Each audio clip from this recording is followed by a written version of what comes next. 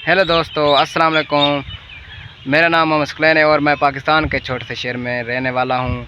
लिया में रहता हूँ और मैंने पहले भी व्लॉग बनाया। ये मेरा फर्स्ट व्लॉग है।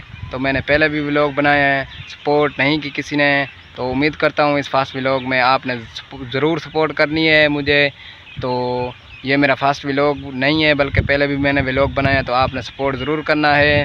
तो मैं आया था अपने रकबे में, आपको रकबा दिखाता हूँ। ये पीछे वाला मेरा रकबा है, आप देख सकते हैं।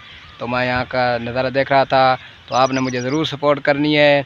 तो ये मेरा फर्स्ट व्लॉग नहीं है, पहले भी मैंने व्लॉग बनाए हैं। तो आपके ज़रूर सपोर्ट की बहुत ज़रूरत है। आपने सपोर्ट करना है, चैनल को सब्सक्राइब भी करना है और लाइक भी करना है। तो मिलेंगे अगली वीडियो में, तो वो अगली वीडियो जल्दी आएगी। तो फिर और आज इस फर्स्ट व्लॉग में आप मुझे ज़रूर सपोर्ट करोगे।